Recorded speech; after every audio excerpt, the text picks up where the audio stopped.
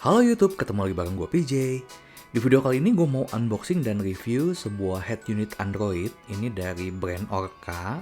Serinya itu yang HDX Lite.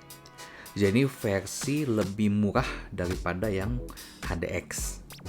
Nah, kalau teman-teman mau baca spek lengkapnya, bisa di-post dulu ya. Di awal tadi ada spek lengkapnya di bagian belakang dus. Nah, ini gue beli yang versi 9,5 inci ya.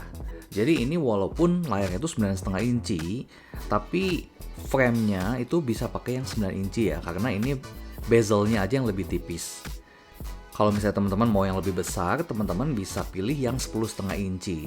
Ini bisa pakai frame yang 10 inci. Jadi ada dua varian ya, teman-teman bisa pilih yang 9,5 inci atau 10,5 inci. Ini gue kebetulan belinya yang 9,5 inci. Dengan RAM-nya itu 4 GB dan storage-nya itu 128 GB. Sebetulnya nggak usah khawatir sih soal storage karena teman-teman tetap bisa tambahin flash disk atau SSD lagi lewat USB-nya. Tapi ini internalnya ada 128 GB. Dan menurut gue ini udah cukup banget sih buat gue yang sering nonton video klip aja, ini masih luas banget storage-nya 128 GB karena memang video itu biasa gue kalau download dari YouTube itu pilih yang Full HD atau enggak yang HD aja. Nah, yang jadi keistimewaan head unit ini, layarnya itu udah resolusi 2K dan udah QLED juga, jadi udah pasti ini layarnya bagus dan warnanya juga akurat. Untuk fitur unggulan lainnya, ini prosesornya udah pakai quad core ya, dan DSP-nya juga ada. Kemudian untuk fitur Android Auto dan Apple CarPlay juga udah ada, bisa wireless maupun pakai kabel. Dan udah dilengkapi fan juga, nanti kita bakal lihat. Terus untuk Bluetooth-nya, ini udah Bluetooth 5,4. Dan untuk kamera 360 ini udah support juga ya, teman-teman tinggal nambahin kamera 360 aja, dijual terpisah kalau misalnya mau pakai fitur 360. Tapi karena gua nggak pakai, jadi gue cuma pasang kamera depan dan belakang, itu juga bisa support juga di kamera ini untuk dual kamera depan belakang. Dan untuk voice command ini udah ada juga ya, seperti Android pada umumnya. Dan untuk versi Androidnya juga ini dari yang gue lihat selama ini gue udah pakai, ini versinya lebih baru ya daripada head unit yang gue pernah pakai sebelumnya. Nah, ini udah kebuka ya plastik segelnya. Sekarang gue mau mulai dengan unboxing supaya nunjukin ke teman-teman ada apa aja sih di dalam paket penjualan si Orca HDX Lite ini.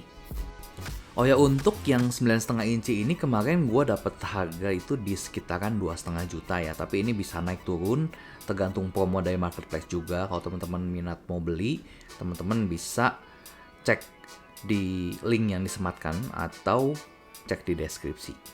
Ini bergaransi resmi ya, ini Orca Indonesia 1 tahun. Dan ini di paling atas juga udah ada kartu garansinya. Ini gue beli di bulan Januari 2025 ya. Ini kartu garansinya kayak gini. Kemudian di bawahnya itu ada buku petunjuk. Di sini ada keterangan posisi kabel-kabel dan soket-soket yang ada di head unit ini. Juga ada keterangan untuk fungsi fiturnya juga. Jadi sebaiknya dibaca dulu sebelum teman-teman mengoperasikan head unit ini. Nah, di bagian bawah itu udah langsung ada head unitnya. Ini diplastikin ya. Untuk bentuknya ini masih sama sih kayak Android pada umumnya ya, karena frame juga kan universal, jadi ini head unit juga pasti bentuknya universal. Ini kayak trapesium kebalik gitu.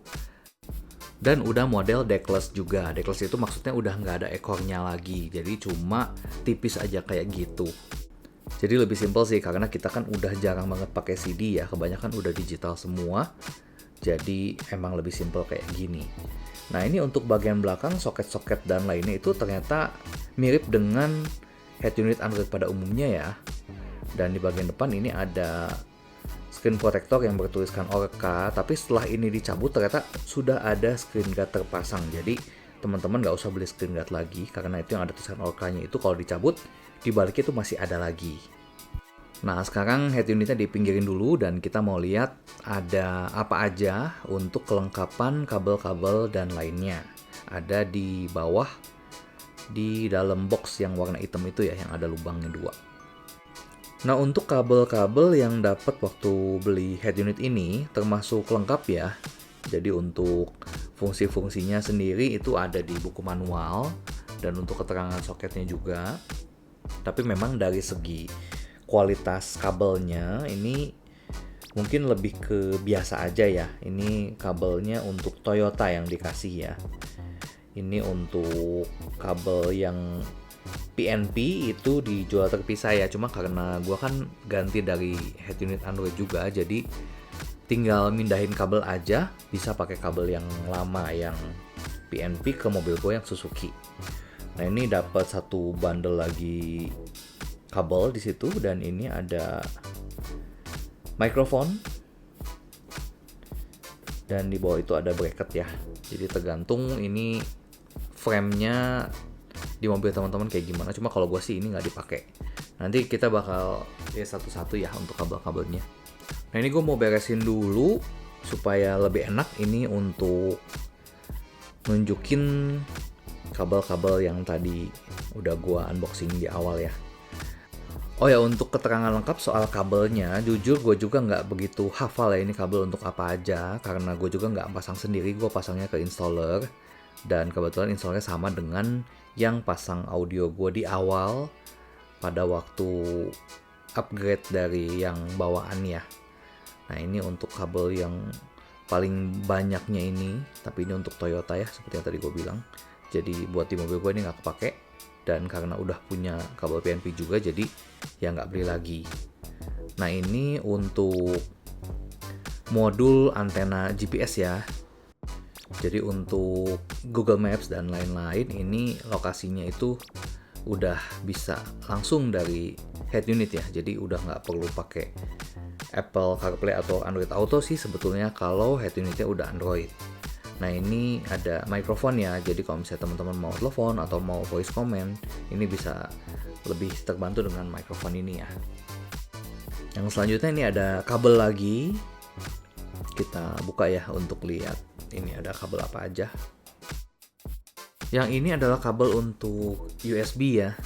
Dikasih 2, ini bisa untuk connect ke 2 device.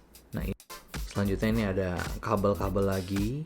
Ini sih gue cuma pakai yang untuk ke amplifier ya, atau ke DSP. Nah, yang ini untuk kamera parkir ya, ini gue pakai. Kemudian ini bracket, cuman gue nggak pakai karena memang cukup dibaut ke frame-nya doang. Nah, ini untuk head unitnya, ini udah buttonless ya. Jadi di sebelah kiri itu cuma ada lubang mic dan ada tombol reset, dan udah nggak ada tombol fisik sama sekali.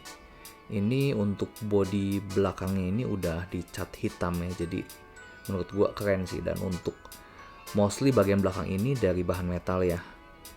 Jadi ini melepas panas lebih baik ya. Dan di belakang ini udah ada fan juga, karena setelah gua cek memang waktu pas beroperasi ini memang agak panas untuk prosesor dan lain-lainnya ya. Jadi memang wajib banget pakai kipas pendingin. Nah, untuk review singkat setelah pemasangan head unit ini, gue bakal bahas di video selanjutnya ya. Thank you buat teman-teman yang udah nonton dari awal sampai akhir, dan sampai ketemu di video selanjutnya. Thank you, bye-bye.